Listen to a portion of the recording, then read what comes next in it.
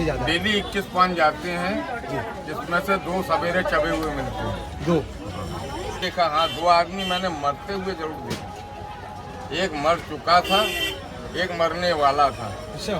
तो उस दिन मैंने दिन भर चक्कर लगाया कि क्या हकीकत है, क्या फसाना है, जरा देखूं कुछ बोलेगा, बताएगा इसने भगवान के दर्शन किए कि नहीं किए। उसकी उल्टी सांसें चल रही थी। और राधे राधे, राधा वल्लभ श्री हरिवंश। आज हम आए हैं अपने वृंदावन के बहुत ही रहस्यमय मंदिर में, जिसका नाम है निधिवन। तो आज हम जानते हैं, ये आप भैया जी को देख रहे हैं, इनके यहाँ से 40 साल से ठाकुर जी का पान जा रहा है, डेली यहीं से पान जाता है। तो अब इनसे बात करते हैं। राधे राधे। राधे। क्या नाम है आपका? जी, मेरा नाम है रंगनाथ कसेरा जी। और मैं 40 साल से राधा रानी को पान लगा के खिला रहा हूँ। 40 साल हो गए आपको? जी हाँ। तो मंदिर में डेली पान आपके यहाँ से जाता है? डेली 21 पान जाते हैं, जिसमें से 2 सवेरे चबे हुए मिलते हैं। 2 बाकी भक्तों को प्रसाद बढ़ जाता है। पर ये सेवा मुझे वर्तमान जो गोस्वामी जी हैं, उनके पिता द्वारा शुरू कराई गई थी, श्री रास बिहारी गोस्वामी द्वारा। उन्होंने बनाने की सारी विधि बताई थी और उसी हिसाब से मैं 40 साल से बराबर पान खिला रहा हूँ राधा रानी। तो आपका बहुत परम सौभाग्य है कि आप ठाकुर जी को पान 40 साल से खिला रहे हैं, उनकी कृपा बरस रही है।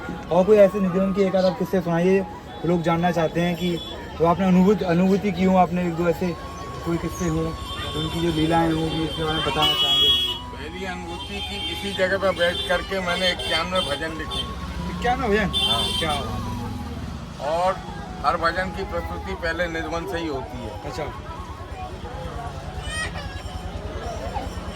और यहाँ पर मैं बचपन से सुनता चला आता था कि यहाँ जो रात को रह जाता है वो पागल हो जाता है, मर जाता है। तो मैंने पागल होता तो कोई नहीं देखा, हाँ 2 आदमी मैंने मरते हुए जरूर देखे। एक मर चुका था, एक मरने वाला था। अच्छा। तो उस दिन मैंने दिन भर चक्कर लगाया कि क्या हकीकत है, क्या फसाना है, जरा देखूं कुछ बोलेगा, बताएगा इसने भगवान के दर्शन किए कि नहीं किए। उसकी उल्टी सांसें चल रही थी और नौजवान साधु था, करीब 30-35 साल का। तो हमने दिन भर चक्कर लगाया, लेकिन वो जीवित नहीं हुआ यहाँ, उसने शरीर छोड़ दिया। तो मैंने ये महसूस किया कि जिसने भगवान को देख लिया तो भगवान को इस संसार के मतलब का वो व्यक्ति नहीं रहता है, वो भगवान के चरणों में लीन हो जाता है। तो इसी तरह उसकी मुक्ति हो गई। तो ये मेरा आंखों देखा किस्सा है, आज से करीब 20 साल पहले का। 20 साल पहले का? 20 साल पहले वाक़या हुआ था। और हमारे वृंदावन की क्या क्या लीलाएं हैं इस मंदिर के, क्या क्या रहस्य हैं जो? इसके अलावा इस मंदिर में स्वामी हरिदास जी की समाधि है। स्वामी हरिदास जी जो कि संगीत के गुरु रहे हैं और इनके प्रथम शिष्यों में से थे तानसेन और बैजू बावरा। तो तानसेन जब दरबार में राग सुनाया करते थे तो दीपक राग गा करके दीपक जला दिया करते थे, मेघ मल्हार गा करके बरसात करा दिया करते थे। तो उन्होंने इनसे शिक्षा प्राप्त की थी। और एक बार अकबर ने तानसेन से कहा कि तानसेन, तुम्हारे बराबर कोई न संगीतकार हुआ है न कभी होगा। तो तानसेन ने जवाब दिया कि मैं तो, संगीत तो समुद्र है और संगीत वो जो है, मैं सुई की नोक के बराबर भी संगीत नहीं जानता। मैंने जो कुछ सीखा है अपने गुरु से सीखा है, स्वामी हरिदास जी से।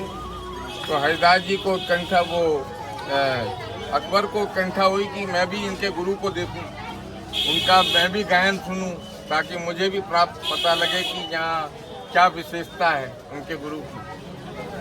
तो यहाँ पर अकबर जो है उनके साजिंदे बन के आए थे, साज उठाने वाले, और तानसेन उनके उस्ताद बन करके आगे चल रहे थे, पीछे पीछे अकबर चल रहे थे। और जब उन्होंने यहाँ प्रवेश किया तो गुरुजी ने इससे प्रार्थना की कि आप हमें कुछ संगीत सुनाएं। तो बोले कि मैं ठाकुर जी के अलावा किसी को नहीं सुनाता। तो तानसेन ने एक राग गाया जो कि कुछ विकृत रूप में था, सही तरीके से नहीं गाया था, जैसा गुरु ने बताया था वैसा नहीं गाया था।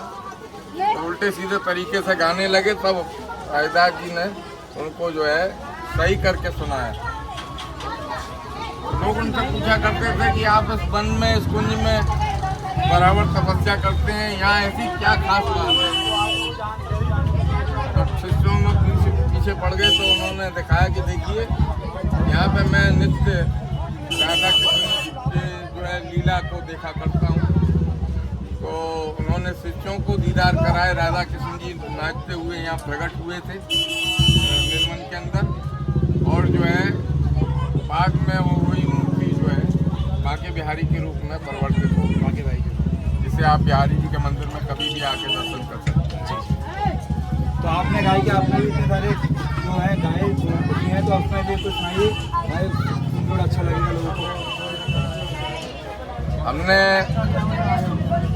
जब मंदिर में मेरा गाने का मन हुआ तो मैं देखता था कि यहाँ तो शास्त्रीय संगीत का ही विशेषता है। बड़े बड़े कलाकार मेरे सामने आते थे, पंडित जसराज, उस्ताद बिस्मिल्लाह खां, अच्छा, अताउल्लाह खां, कनकना बनर्जी, शोभा गुल्टू, ये लोग अपनी प्रस्तुतियाँ दिया करते थे। और मैं तो कान सेन कहा जा सकता है कि मैंने केवल रेडियो और प्रोग्रामों में सुन के ही भजन या गाना सीखा है। जी जी। और वैसे मैं स्वामी हरिदास जी को अपना उस्ताद मानता हूँ। जी, जी। और उन्हीं की कृपा से मैंने निधवन का जो पहला भजन लिखा वो क्लासिकल में लिखा, तो वो सुनिए आप जी। और जिसमें सारे स्थलों के वर्णन है। हमारो प्यारो कुंज बिहारी हरिदास, और इनके प्रमुख शिष्यों में थे विठ्ठल विपुल बिहारिन तुम्हरी, विठ्ठल विपुल बिहारिन तुम्हरी, नित्य करे हरदास, हमारो प्यारो कुंज बिहारी हरिदास। और स्वामी हरिदास जी खेरेश्वर से आए थे, जो कि अलीगढ़ के निकट है। तो खेरेश्वर से आप पधारे, खेरेश्वर से आप पधारे, करन बिरज को बास, हमारो प्यारो कुंज बिहारी हरिदास। और निधवन की क्या लीला है?